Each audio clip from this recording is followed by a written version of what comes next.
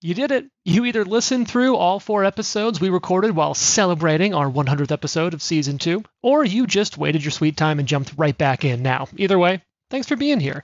It's starting to heat up around here, and the story in our game of Kingmaker is no different. This cult's looking like it's not just going to be a simple cold to sleep off, and it's time for our heroes to dig in and do some work. So if you want to do a little work of your own to help us out, there's all kinds of ways you can help. You can rate and review the show on your podcast app or apps of choice. You can follow us on social media, or what's becoming our favorite is email us at livetodiepodcast@gmail.com. Ryan, our wonderful Live to Die mail guy, is hearing all kinds of cool things from you and sharing it with us. We love it. It's like a highlight of our recording days.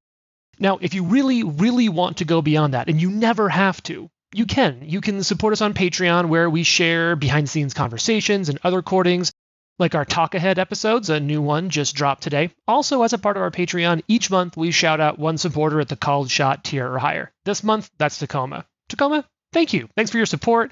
Thanks for listening with us. Thanks for, in your own way, contributing to our enjoyment and hopefully everyone else who's listening's enjoyment of this hobby of role-playing games. This show is possible because of you and all of our other Patreons. So if any of you want to, you can check out our Patreon at www.patreon.com/livetodiepod. That's patreon.com/livetodiepod. Thank you all for joining us this far. Be cool, be nice, roll dice, and enjoy this episode of Live to Die.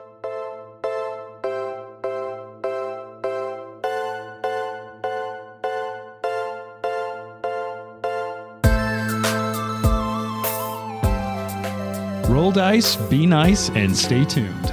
This is the Live to Die podcast.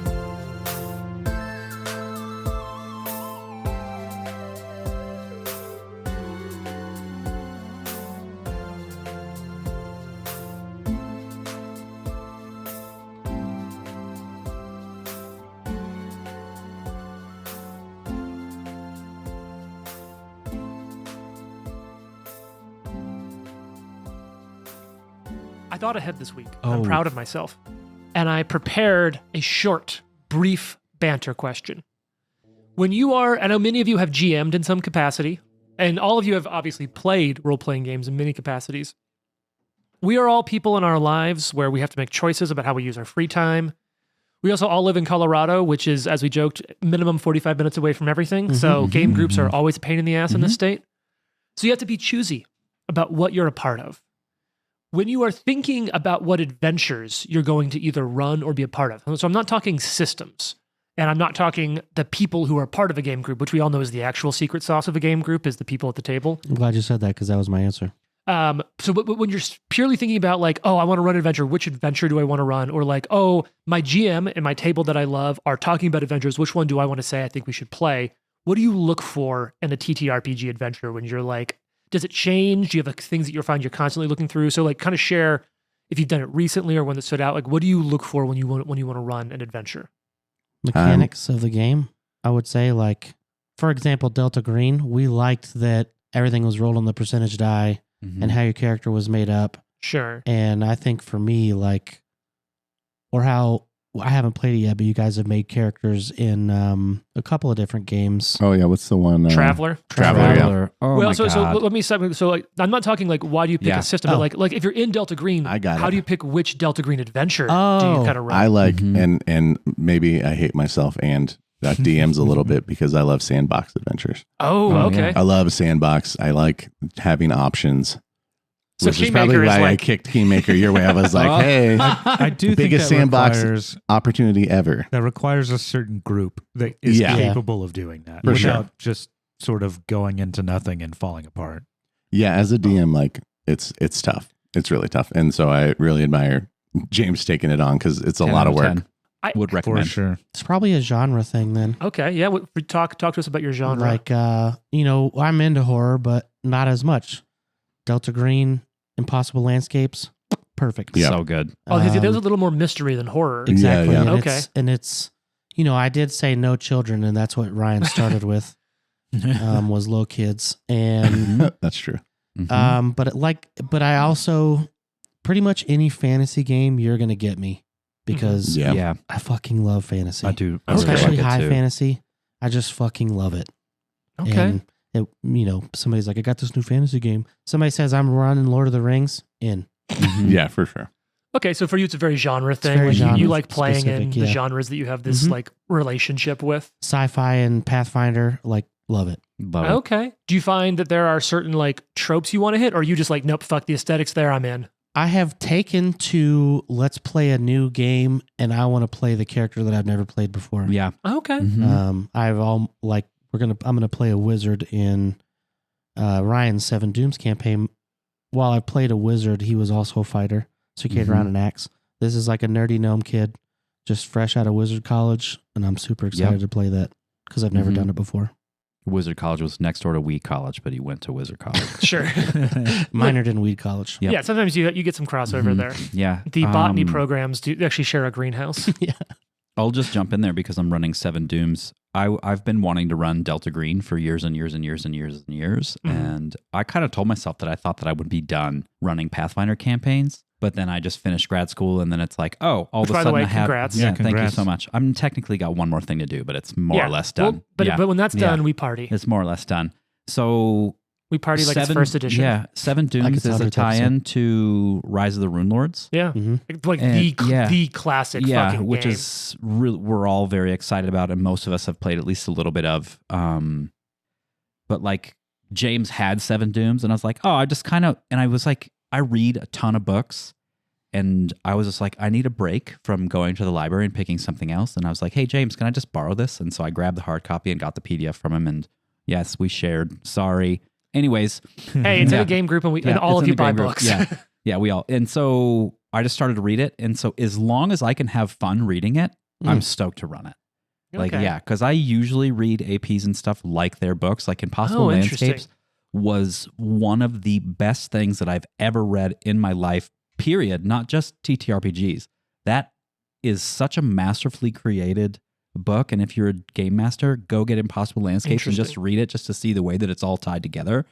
And so usually from a game master's perspective, it's like when I look at it and my players are like, hey, what do you guys want to play? And I'll usually get some feedback, but then at the end of the day, for me, it's like, what am I really stoked about running? And then who wants to play that game that I'm stoked about running?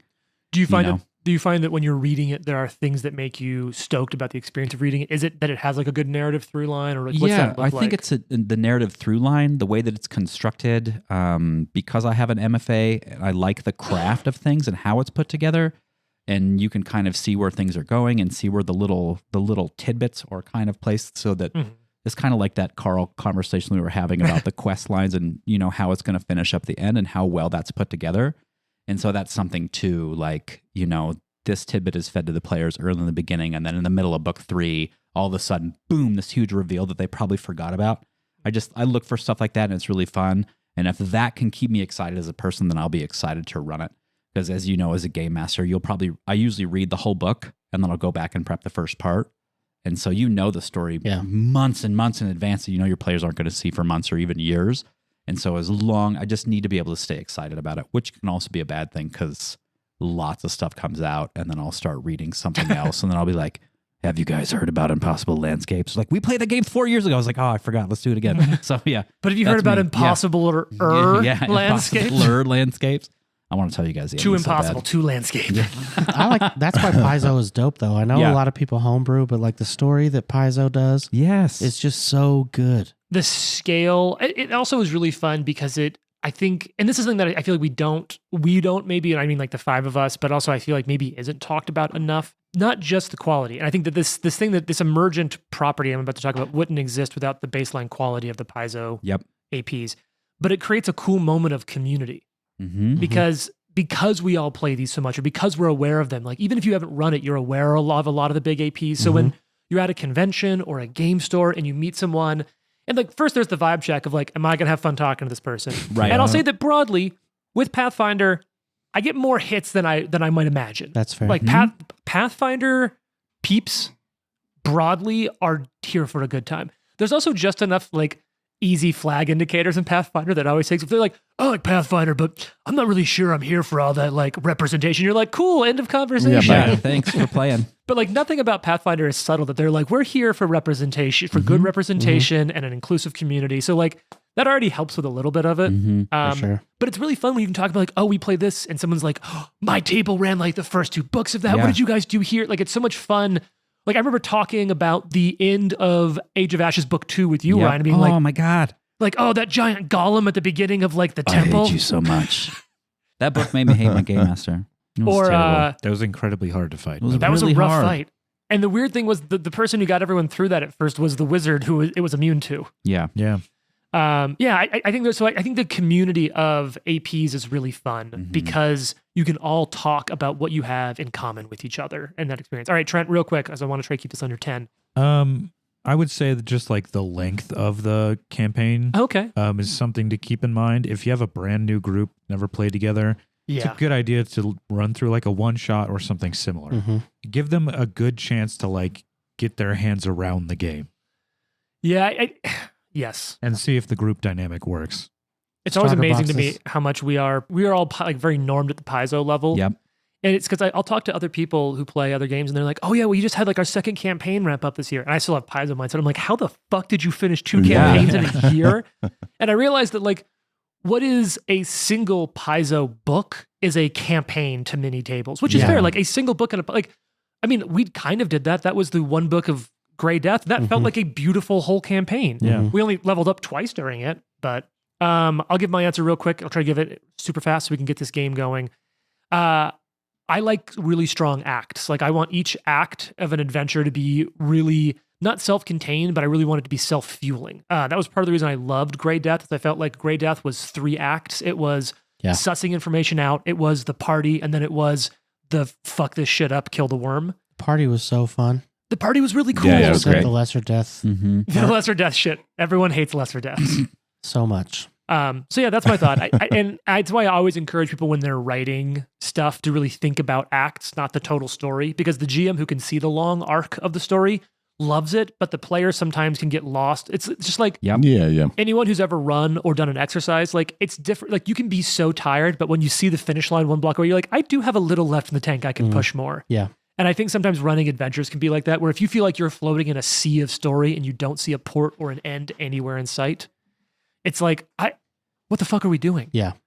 And that's actually one thing that I will say, and this is how we'll bring it home. I think Kingmaker, for it being sort of famously the biggest sandbox AP in Paizo, the way that they construct these little modules feels so bite-sized, even compared to the normal books. Like where we're at right now with this cult. All right, cool. You have a hunt. The hunt is like definitely an intro, but the hunt's a little fun, almost side game. And then you kick off this cult thing.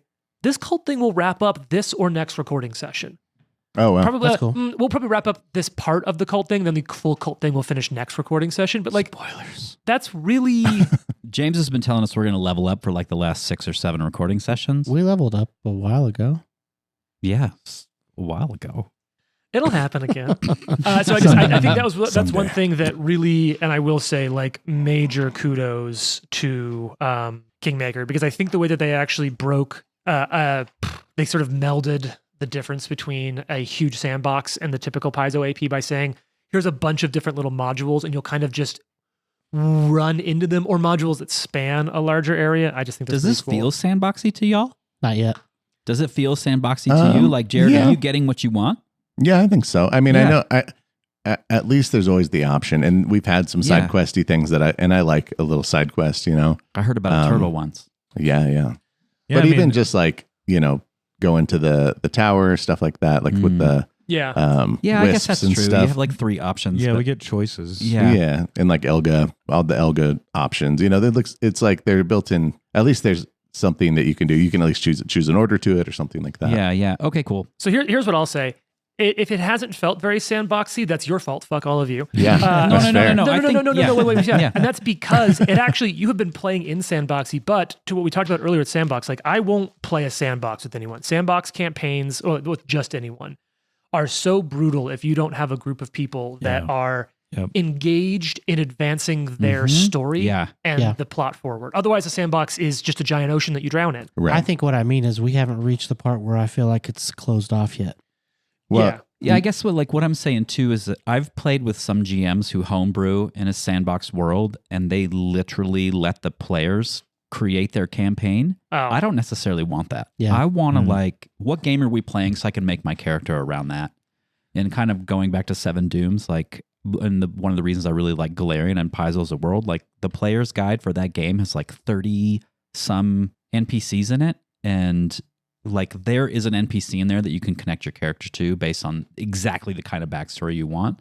And I just really appreciate that. And I just haven't felt like it's like, well, I guess we can, there's 360 different choices we could go. And that's so overwhelming as a player. Like I want to be able to be like, oh, yeah, we have 3 choices, but it's like, we're going to hit all 3 eventually. So maybe it doesn't, does that make sense? There's a piece to it though. That's like also like, even though it's, maybe we haven't been running it like you run a traditional sandbox, which I think we have a bit. You actually have. Part of it is like having options for like, how you're building your city. Who do you want to make alliances with? Like, who do you want to interact with? More than others. Like these are, these people are out there. Are you going to go talk to them now or later or at all? There are like, then yes, there are like 7 major NPCs that you have just flat out not encountered and probably won't. There are 4 dungeons you could have gone through that you haven't even heard of at this point. Well, I'm sort of a completionist, so can we go back? But like level 15, be like, all right, I cast 1 fireball. That place is done. Let's go. Nice. You get that dungeon. I'll get this dungeon. You know what? Fuck the cult. Let's go find these dungeons. So I think we need some treasure. This has been a joy for me because all of you have had such motivations that it's easy, like when there's things in order for you to jump at, where it hasn't felt like, okay, all of you do something. But I think it is time now for all of you to do something. Fair. And so let's rejoin. It's been 2 months since we've had sort of the main characters. So let's jump us ahead. The last 4 episodes were a drunken fever dream of fighting a cult up at Oleg's, whatever we drunkenly named Oleg's Bucky's. Yeah, I don't remember now. Yeah, I'm editing them and it's like, wow, we said this shit?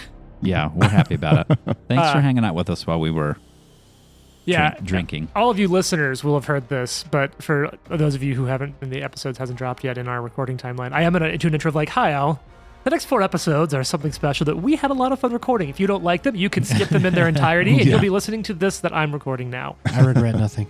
Yep. 0 things. So, you all are heading back to Shattershield. You've just met up with Ari, and she's informed you that Lucky found word of a cult up at Oleg's. Jane is going to, on cue, walk in the door. It's Ari! Hi, Jade!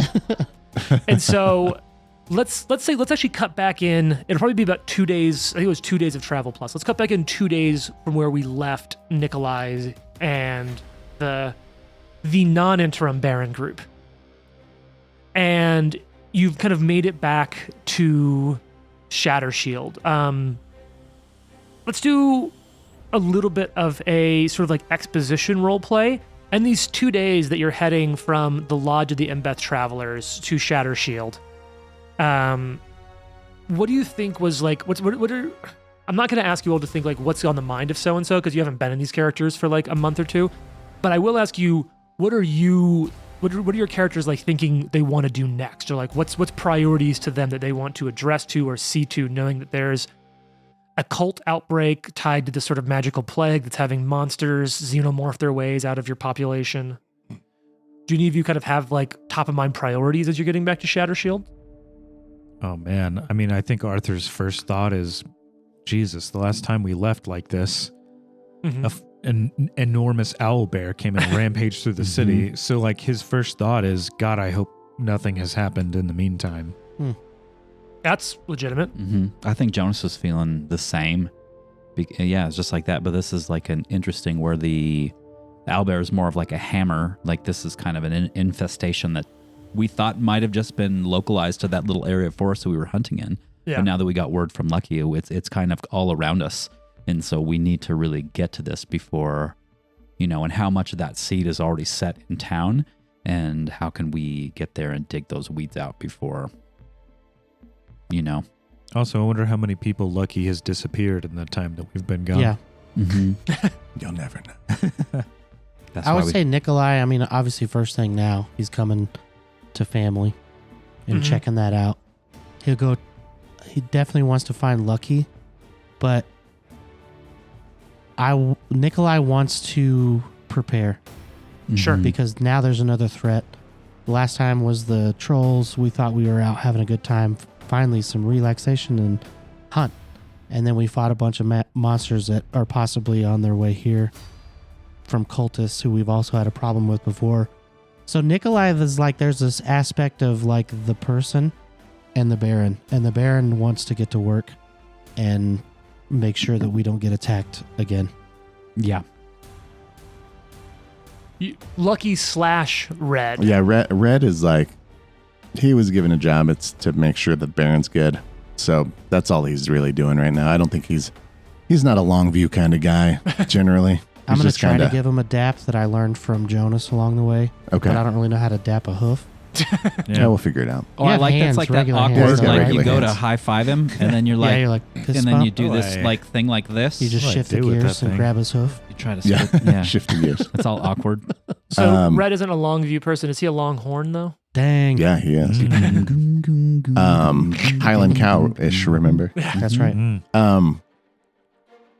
Lucky's just ready to take some action against this cult. I think he's already taken some direct action. Yeah, but he's seen, the chaos in firsthand.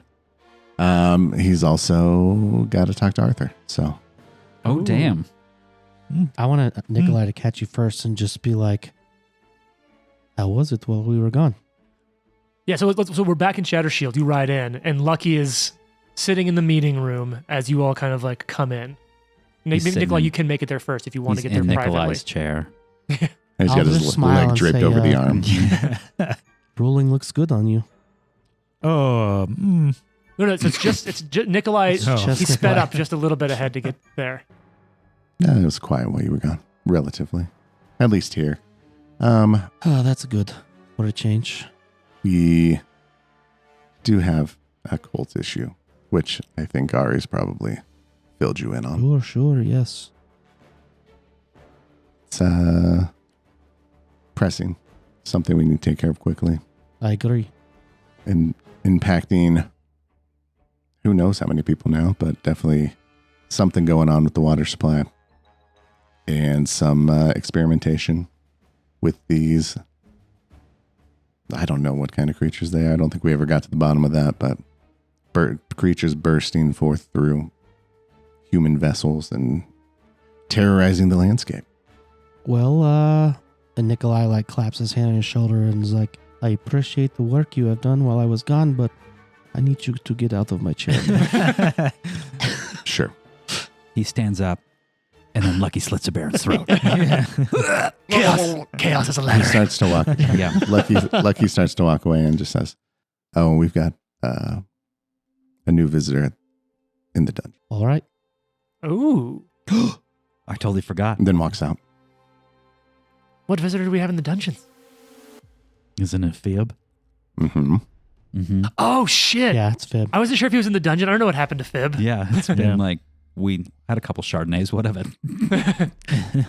Look, Jason kept us in our champagne that day, very delightfully. Oh, yeah. yes, indeed. Like a baron. No That's right. regrets. No regrets. Serve and protect. It was post-hunt, wanted everybody to have a good time.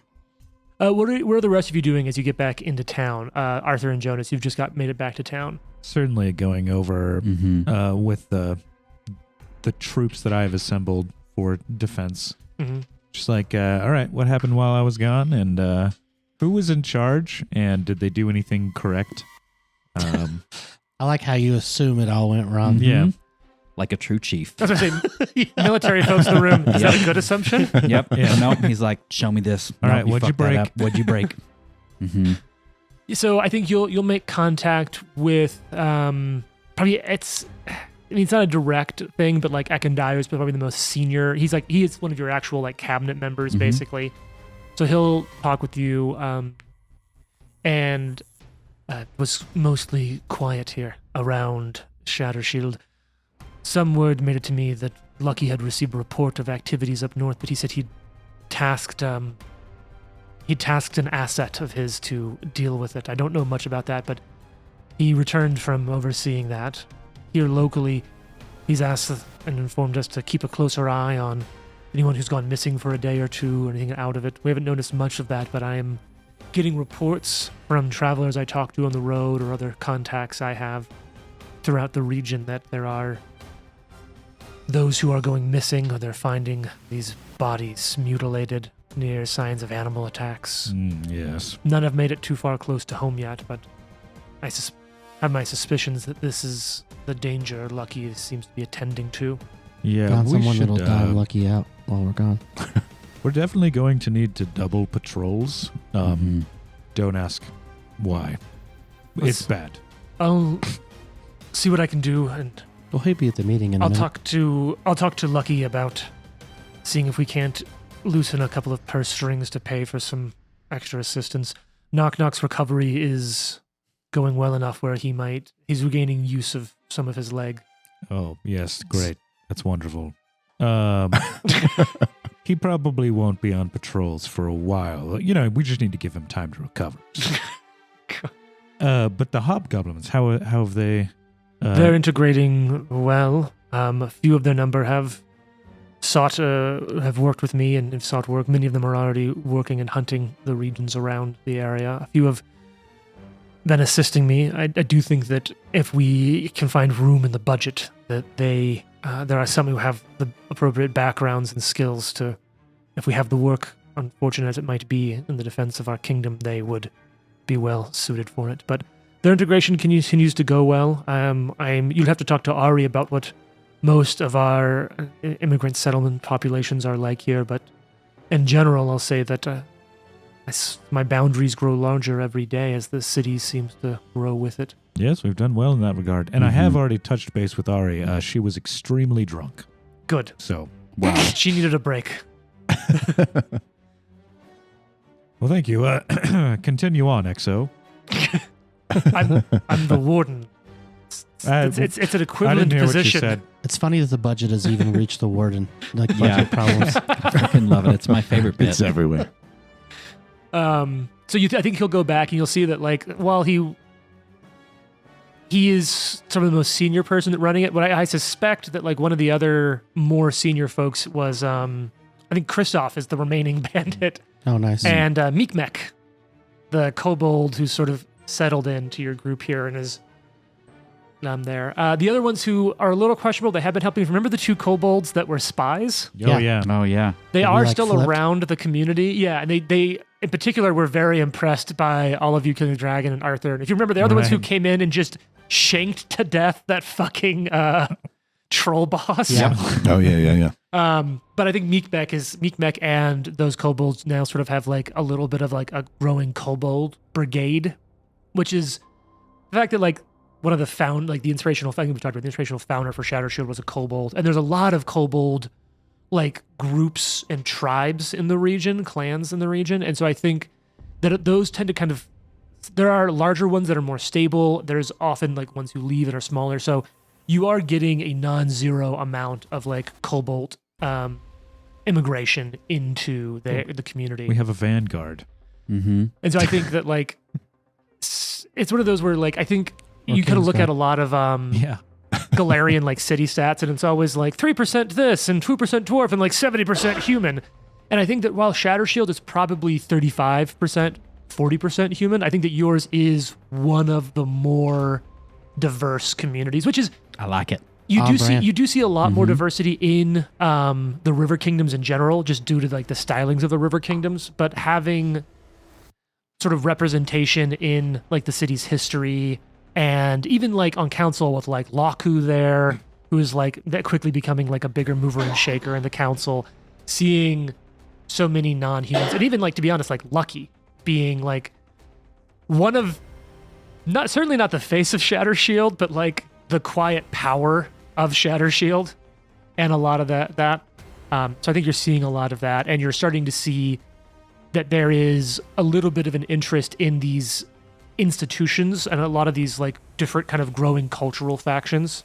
It's one of those situations where all these different kind of cultural groups that are ending up here in Shatter Shield are looking at a lot of these institutions as a way to sort of quickly gain capital or equity and buy-in, which I think is Trent, you're definitely more of my expert in this. Like that's my goal was to sort of mimic some of that historical like background, which is that like in newer nations and countries, like families who can sort of buy into or participate in the institutions of the government have a tendency to gain a lot of power. And especially the military. Mm-hmm. Yeah. That's the way reform and integration of peoples is most effective, is bring them into the military so that they're known by the other people in the social group. Now I know why you picked general.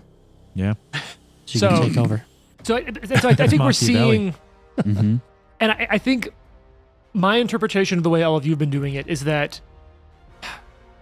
the warden and the general, since there aren't like wars yet, give it time, there's probably a lot of there's a lot of alignment in it, whereas I think the general is much more has a relationship to almost the like the infrastructure of defense in addition to the personalities. Yeah. The way you have been playing the warden is sort of out a lot. So I imagine that it's probably the same pool of people with some cross training, because you do want those groups to work well together. Different branches of the armed forces, if you will. Some civil defense right now. Yeah. Whereas like I don't think the warden really gives a shit about like what are our supply stocks like if we get sieged, or like do we have the right lines. They seem more reconnaissance. He's like Spec Ops. Yeah. He's our Spec Ops team. He's your beige. We need a color for the beret or some shit. Yeah, that's true. But yeah, so I think that that's what's going on. So I think you're seeing a lot of the people that are coming in, and when you're getting larger cultural groups that are sort of settling into Shatter Shield, you are seeing some of that integration. And in my mind, I feel like there's sort of 4 big active arms of Shatter Shield. You do have a growing defense post Owlbear. The wardens are extremely important with just how the wild the river kingdoms are. And I think the other 2 big ones is you've all talked a lot about your investment in like agriculture. So I think your Department of Ag equivalent is probably important. And SSDA, Shatter Shield Department of Agriculture. Yes, the SSDA. And your like infrastructure and capital sort of stuff. And I think that both of those are ones that are all tied into like through Lucky's direction on like expanding infrastructure to support trade, agriculture as trade, because we've talked about like this is very much like a breadbasket area, and so the ability to provide consistent food in one of these areas is huge. So you're seeing a lot of like those are the real government growth areas where there's a lot of employment, if you will, that you're seeing the communities moving into and really integrating into. So construction and infrastructure, agriculture and / commerce. Then the armed forces, if you will. And what is Jonas? Yeah, so what's Jonas doing now that you're Jonas back in town? Is actually really simple. He'll go back to his room first, and where he keeps all his little Andy Dufresne carved chess pieces from around.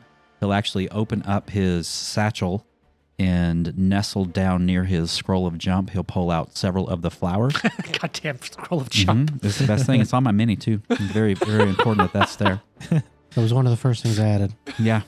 And he will actually pull out like probably half a dozen of those flowers, and he'll like trim the thing, and he'll set one down on his ledge where all his pieces are, and then he will... Oh, like the weird blooms? Weird blooms. Yeah, he collected a handful of them.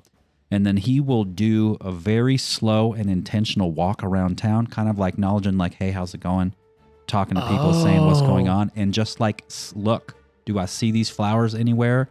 And then the last spot he'll stop is the graveyard, and he'll go to the graveyard of his mother and like kind of talk, like, you know, just kind of whispering, and people walking by are like, is he talking to her? Is he talking to himself?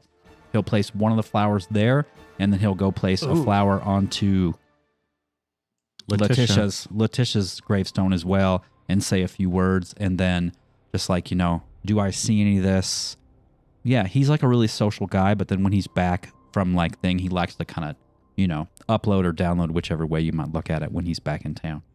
Okay, that's really cool. Actually, I like that so much. Hell yeah. Let's give you You Don't Know Me from the DC Spy Museum. I like it. You don't know me. You don't know me. We gnomes are tougher than we look. 10 times tougher. Kick me as hard as you can. What would Red do? I mean, I know that you're kind of probably gonna maybe play Lucky today, but what's Red's little social priority? He'd get his job. He's back in town. Scoping all that stuff. He'd probably kind of glom onto Laku. Okay. And help her out. I know them she's going like way back and all. Yeah, she's like mid-move, so he might be helping get her situated and just, bouncing, like letting her bounce ideas off of him and just being there. But I don't think, again, like he's not, I don't know that he feels like this is like his town yet. Yeah. Like he's here and he is endeared to the people, but I don't know that he feels like this is home. Sure. So he's just kind of glomming on to people that are familiar, I think, right now. Cool. So you work on setting up some more of the meadery that you've got in town. Yeah, and exactly. Kind of helping her out with that. Awesome. You're probably like noticing the sudden diversity of the town. Yeah. And it's definitely an appeal, I'm sure.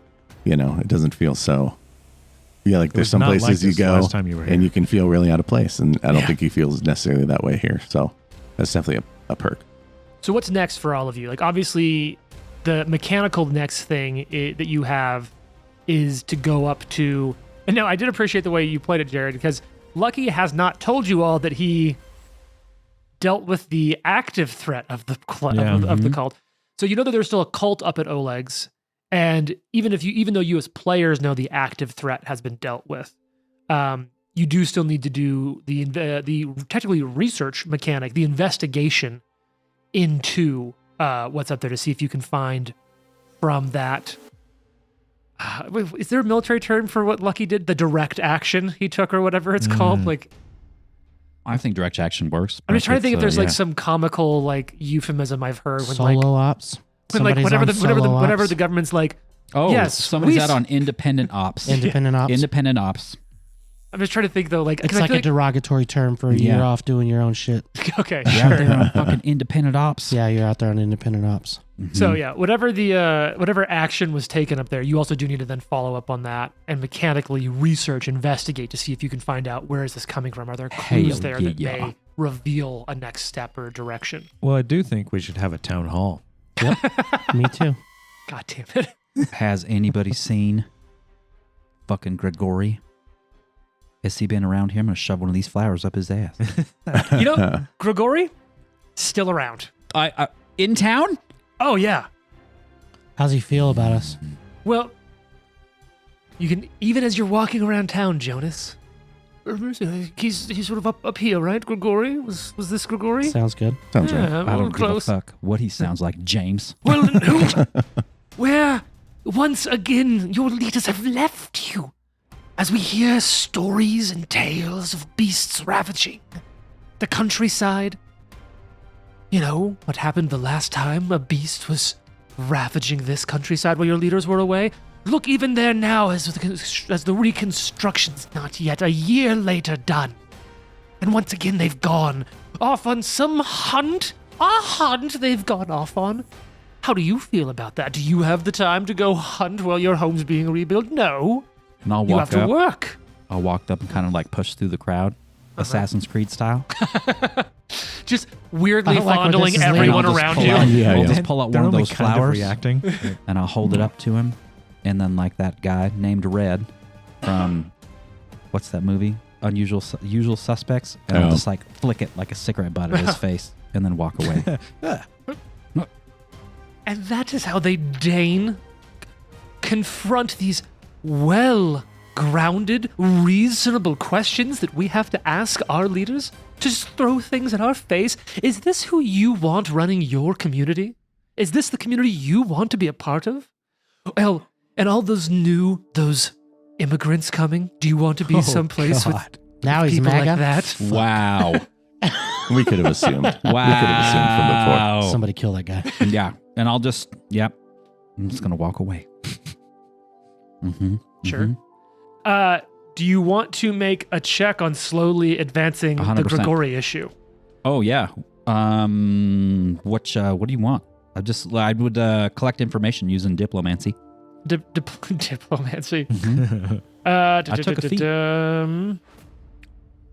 Okay. Sorry, I'm going to find... It's been long enough since I've ran a Grigori moment that I have to pull up his mechanical track. You need to move that yellow sticky from rumors to Grigori. Grigori's bullshit. Yeah. Grigori's bullshit is right here. So, Fighting prop. So there's a couple ways. Oh my god, man, that bubbly water. Excuse me. I'm gonna have to edit that fucking belch out. That's disgusting. I can taste it. So fighting propaganda. Would you you can do this with a check. Diplomacy is a deception to fight fire with fire. What do you I don't know. Before you do so, you should have a diplomat's badge. I did. Yep. Which would you can do a recall knowledge to increase your diplomacy bonus. Let me go find that. Tell you what, I'm actually going to let you make if you want to, I'll let you make a recall knowledge with society as you were walking around town to sort of essentially like, okay, what's going on? What's the state of the town? What is Grigori shitting on us with? So that way when I am talking about how he's wrong, I can do that well. I'll do that. So I'll use society to... Yeah, recall John with society. Recall John. It's like when you turn to Fox News so you can hear what everyone else is saying. Yeah. Yep. That's what... It's tweener 23. Okay, so yeah, you will get the bonus on your diplomacy check from using it. So how much is the bonus when you use a diplomat's badge? Is it plus one or I think it's a plus two? Wow. I activate it once a day. You have to choose which. Since he's about a people of a human ethnicity and non-human ancestry or some other type of creature, it has to be against a specific type. Since he's talking about, make Shatter Shield great again, I'm going to use it against humans. So it's going to give me a +2. So this will bring my diplomancy bonus up to +17. Okay. Nice. And you'll actually get another +2 because in general... 19. Because in general, the community is largely on your side. Like, you've shut Grigori down enough where you probably are getting close to being able to bring an actual formal charges against him and a trial against him and with the public support. When that happens... There are full mechanics for the trial of Grigori. It's like they all know this fucking guy. Okay. Here it goes. Oh, we're looking in. We're leaning. +19, 27. No, that's a success. So one more support point. Yeah, you work your way throughout the town, and people are like, oh, that attractive Jonas fellow does have a point. What's his point? He's incredibly good looking. Now he's sounding a lot like that lizard folk who was in town the other day. Oh, yeah. He does kind of have a point. I think Grigori might be full of shit. Like, and Loki stayed behind, and Ari was here, and Ekendayu. They were doing a lot to protect us, and it does look like whatever the leaders were doing, they are coming back with some sort of aid. Yeah, what did you hear about what happened up at Bucky? Bucky, did you hear what happened up at Oleg's? Well, I mean, kind of. I heard there was some... Well, I guess there was a group of folks, right, went up there. Criminals, murderers, right? They slaughtered, cold-blooded, murdered someone who was against the interests of Aestus right in the streets. They said they found insectal legs and blood everywhere. Like, you say something bad about Aestus, you want to hurt the people here. And I guess you get hurt first. I'm not even mad that's the vibe that came back. Nikolai overhears that and is like, yep. Yep, but then I go to Nikolai and be like, did you hear what Lucky did? No. No? Oh, okay, perfect. Yeah. Oh my God. Oh my God. You're welcome. I thought Lucky was keeping the stuff discreet. So for what's worth, Jonas, you are the only one outside of Lucky that knows that is piecing together. Maybe Lucky did some shit while you all were away. Nikolai does not yet know. It's fine for it to stay that way. Yeah, I'll keep that to myself for a minute. Cool. All right. I will also say you probably are about 2 to 3 support points away from being able to run Grigori's trial. Excellent. Well, in the future. Town hall following time. Execution. So, do we need to go into our role playing out the town hall meeting, or is it just sort of do we want to hit some like exposition highlights on a town hall? Maybe we don't have to, but I think we would probably run through like where we just were, what we were doing, and why, and then. I love that you all are constantly campaigning. I don't mean that in a bad way. Like, it actually makes sense. Yeah, you're like, I mean, hear us out. We should still be your leaders. Right. But also, like, because we know some shit's been going down or here and around here, we want to get feedback from people about, like, what they've seen, what they know, that sort of thing. How honest are you being about public what you comment know? Period. But like how, in terms of like, hey, there's a plague. We don't entirely know what causes it. And we don't have, like, we can, in examining a body, we can find signs of it. I leave that to the Baron. So Nikolai, what's your vibe on, like, how much do you want to tell the community about this threat? Everything that he knows. All right. So yeah, full transparency. So I think what I would like is a group check. I kind of want a table check. I'm going to treat this a little bit like an impromptu social encounter where I think your honesty is going to... I think it's going to be a little rough. Like, I think that in the long term it's good, but I think that's a very scary bit of news for people to receive. So let's go ahead and set like a little bit of a counter. I'm going to set you at 1 and say that, like, if you can get up... No, we'll just kind of middle. I'm going to say that there's a track. So there's 5 positions. You start off at neutral. I'm going to say, Nikolai, you being honest has put you at like -1. Like you're moving, or let's call it like the panic side. That is erodes in some panic. You each can get, during this town hall, a check. Now, the check isn't like a single thing you say. It's how you carry yourself throughout this conversation. It's how you help conduct the meeting. So you could make these checks, make a case for me about what it would be. I've got some DCs I'm going to use based off of DC by level and how appropriate the skill is to adjust the DC. But let's talk about what you do in this meeting to kind of help people come out feeling better, or, maybe a little more interested in hearing what Grigori has to say about other options in the region. Maybe people should leave and move somewhere else. Somewhere that doesn't have all these immigrants. Now that it's I'm just gonna make Grigori everything that bothers me about certain people. Since it's sort of like in the negative right now, and maybe a little bit of panic of like, are we safe? I think Arthur would sort of chime in with, he wants to tell like a war story with warfare lore about, the dangers of a siege or something, and how defense is his only priority as general. And his own mother died protecting this place, and he expects he will do the same when necessary. Yeah, I think that's reasonable. I don't think it's perfect. I think it's a good one. I think especially with your experience around Lake and Carthen, and what's that region? Like there's now, is it now referred to now that the Lich has like fucked up so much of that whole area around Lake and Carthen? I don't remember.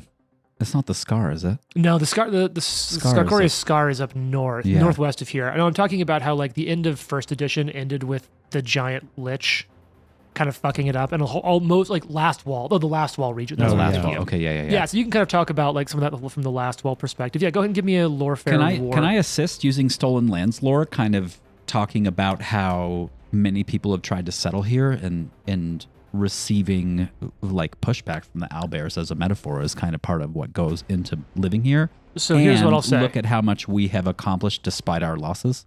So here's what I'll say. You can assist, but if you do that, you won't be making a check on your own. You'll just be assisting, which is totally fine if you're like, hey, let's put all of our eggs in like fewer baskets. Can I assist? Sounds good. You cool. Because I don't know that Lucky would like speak up. Yeah, that he would like take it front and center. So he may just aid. I was thinking maybe Fey lore, just kind of getting into. Okay. There's a Fey connection with these. Right. The plants. Potential Fey connection, potential that, if this is happening here, it could happen literally anywhere. Okay. But here like, you have these defenders. These right. But here we are actively working on. Lucky isn't like, wow, look at how feckless your leader is. Wouldn't it be nice if you had a different one? Yeah. I took direct action. Yeah, you can definitely assist. Okay. It's going to be I think that's a perfectly appropriate assist. So it's a DC 15 on this assist. Okay, I do assist. Barely. Okay. I rolled a 4, but I got a 16. So cool. Is that a +1 or a +2? I'm trained, I think so. Either way, I think it's maybe +1, just 1. Yeah. Okay. Yeah. Oh, my brain is so foggy from Eurovision partying all weekend. Yeah, you might. That was a pretty low roll. All right. Ooh, Sweden Moose Patch. Slightly better. That is a 16. What's your bonus? With the aid, it's +10, but I rolled a 6. First, I rolled a 4. Oh, nice. Okay. Well, that's not a critical failure, so you don't make things better. Fair enough. People are like, okay, like that's nice, but we're not being attacked at the gates. Your guns do nothing against COVID. Nikolai and Jonas, each of you kind of have a chance here in this public meeting to get people maybe at least not panicked or even on your side. So Nikolai is going to kind of say that the reason we're telling you, the reason we're being open is we're not overlords. Mm-hmm. We run this town, but we're not the only decision makers here. We have town halls for a reason. Does anyone else have expertise out there or knowledge or things that they can come forward and help with? Because this is a community. I think you do hear a couple of things, and there is like one of the farmers kind of comes up. I don't know if it would be much help, but I've heard there is a priest. Word is made through some of the hunters I've heard as a priest in the woods to the northwest. Been working his way around southwest of Oleg's. He might be of some assistance. He might know something, perhaps.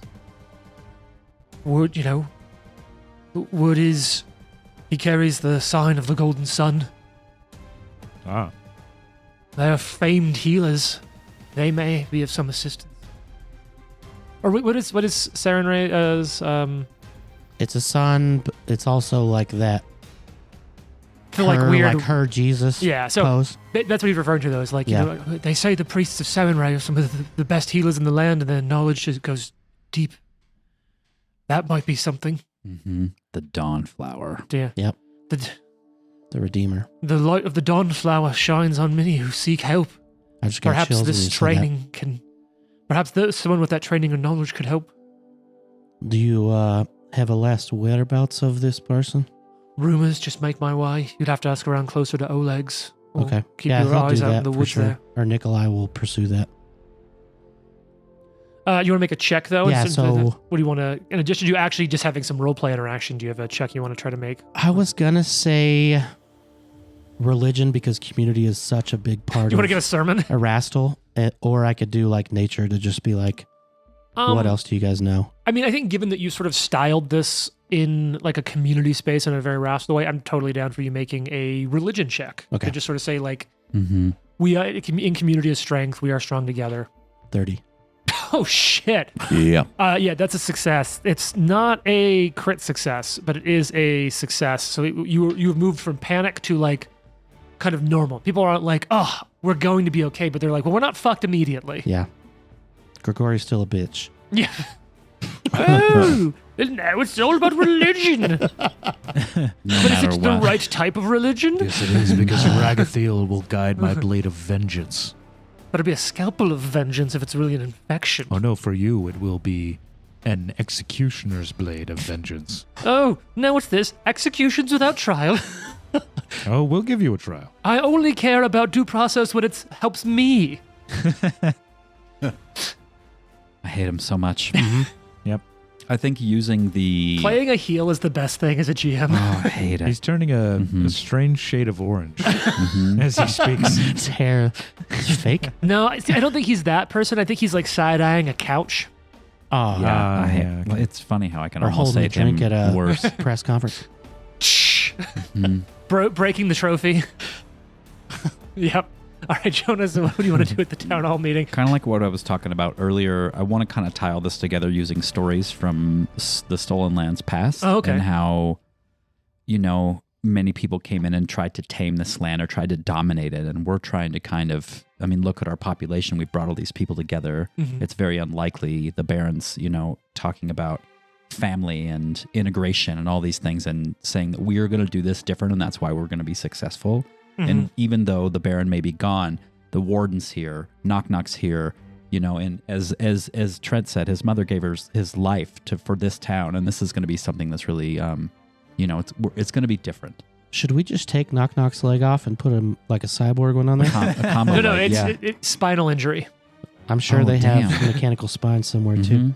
Mm-hmm. Yeah, I remember he was he got like thrown by the owlbear and it cracked part of his spine in the owlbear fight. Well, he's the android place? He's gonna have to relearn to walk and everything. Numeria. So. No, Numenera or whatever. Not Numenera. It's that's Game of Thrones dog. No, it's Numeria, right? Numeria. Yeah. Wait, that's what I just said, right?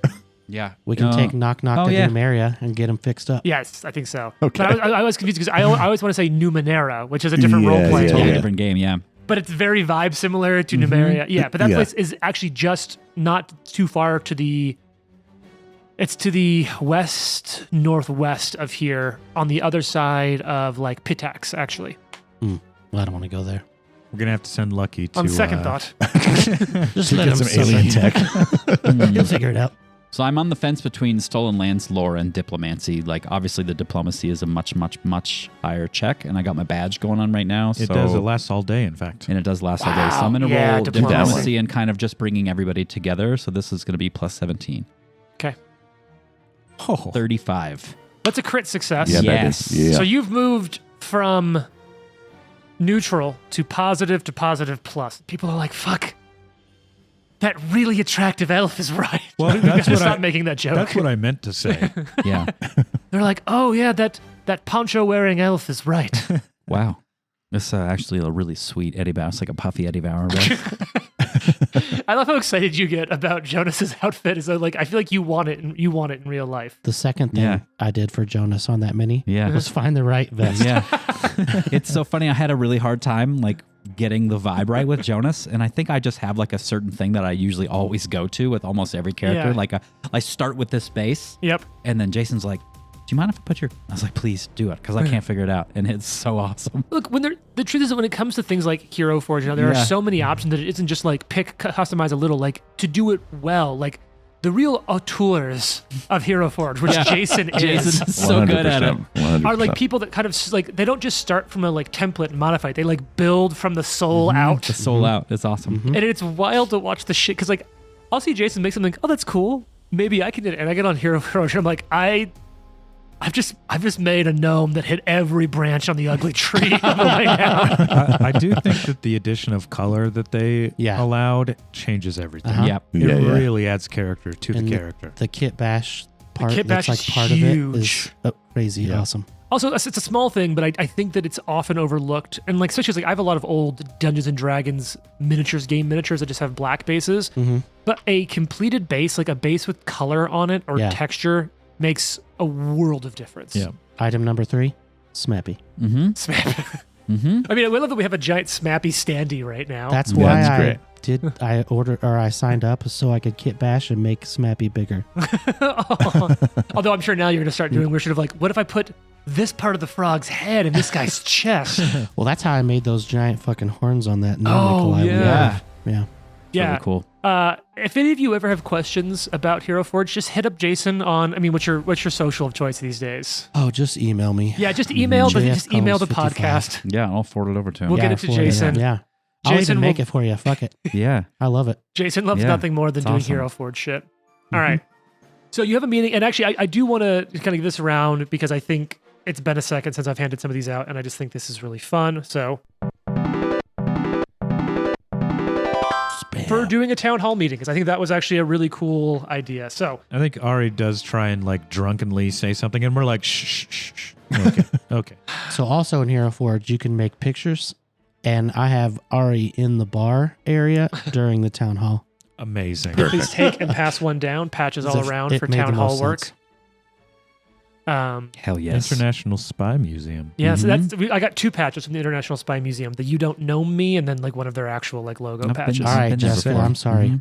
She used to think that the Air and Space Museum was the Air and Space Museum, like some dude named Air and Space Museum. Like until she was like Aaron Glenn, maybe even adult. I don't know. That's so funny. Okay, I thought you meant like as an adult. As a kid, that's a very reasonable thing. It might have been the time she took my parents to DC when like after we were married. So. Jessica, call in and let us know. Yep, let us know. Producer, our original in-studio producer, Jessica. Like the guy who was just like, well, my last name is Space. I may as well be part of a space museum. Might as well. All right. So you wrap up your town hall meeting, and then you probably need to like sleep, rearm, refuel, And then is the intent to head up to Oleg's and begin your investigation into the occult activities? Yeah. Yes. Yeah, especially since it's like part of our nation now. Go check it out. Yeah, because remember there was the Mead Wars. Mm-hmm. The Mead Wars. I do want to tell Ekundayo before we leave that, like, hey, if you get the chance, maybe look up some more dirt on this Grigori fellow. We tried, but we could only find so much. Oh, yeah, he's coming. Oh, yeah, Lucky. Lucky's coming with us. Yeah, he is. Ari will look into it. Yeah, that's fair. Ari, and honestly, you know who else would probably be pretty good at that? Lindsay.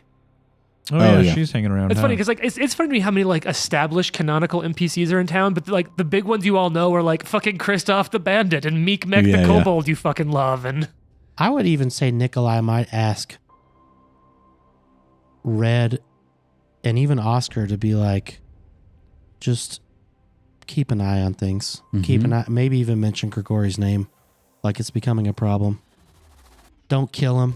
But don't let them like ruin the fucking town while we're gone either. Sure. Yeah, I mean, they're just always standing on the street corner. one of the two of them. Every one of his sermons. Like wherever he typically sets up, when he goes out there in the morning, one of them is just standing there. Yeah. Smoking a cigarette like with an a alien. Table that says Gregory sucks, prove me wrong. Yep. And then whatever his backup spot is, Oscar's there. Yeah. And then the next morning, wherever he ended up, they just like he's always there. Maybe just slightly sabotage his soapbox. Yep. So that like he falls through every now and then. Wobbly this time. Oh shit. Oh man. Yeah. So, because I will say, I was looking at like, oh, like we haven't even talked about like some of the other personalities that come through occasionally. Because you still have Amiri kicking around, who's now just, I think, generally part of the like thug squad around. She's here. Yeah, she's okay. I couldn't remember. Her and Ari hit it off enough because like, Amiri hit it off enough, and she was a big part of the defense. I think she still probably doesn't call this place home, but it is like a regular stop for her. Whereas like this is sort of home adjacent for Lindsay. Jubilost still comes through a lot and goes. He's still working on mapping and doing a lot of trading, but he is an alchemist that could become an advantage if you need that down the line. Did the Galtian map maker ever make it here? Actually, yeah. Now that you're back, you've heard Somebody that there is a war horn, and she's like, "There it is." Yeah, that's it. I was like, yeah, I have all this money that was given to me, and I've just been making my way. Yeah, no. So the map maker from Grey Death is now residing in the area, and probably working with Jubilost on the maps. Did I ask the twins to come and check out Aestus? You did extend an invitation. They wanted to make it back to Miagar and Varnhold after everything, but they said that they'd stay in touch. So rejected. I think you should have to roll a fortitude save. Yeah. I'm crying all the time. The only other kind of big names is let's see, Valerie occasionally makes it through. When she does, she just stops at Biff's grave marker monument, and so like most of you don't see her a lot, but you'll occasionally find like flowers, or I believe she was a seamstress. I forget exactly what, because she's a champion of who's the goddess of like beauty and art? Shaylin. Shaylin. She's a champion of Shaylin, or at least was at one point. She was raised in a cult of Shaylin, I believe, and so you have to learn to practice different like fine arts. Sign me up. I assume we're like getting ready to wrap up this episode. Is that right? Probably, yeah. Can we get a scene of Lucky going down into the dungeon? Oh shit! Yeah, microwave. Yeah, who's just Lucky?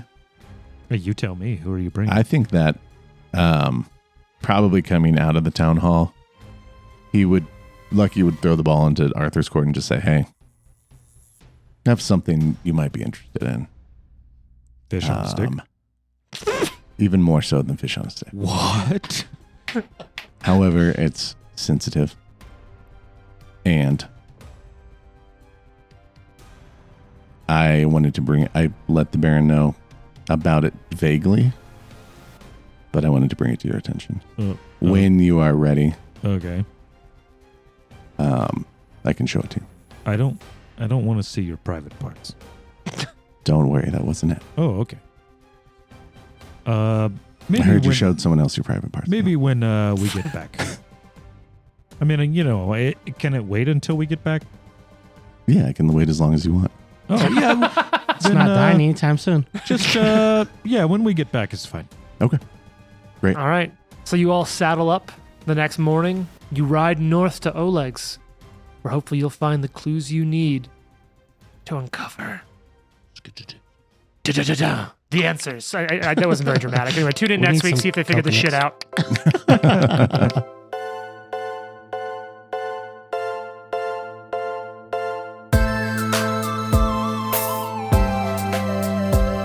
The Live to Die podcast is a production of Live to Die Gaming.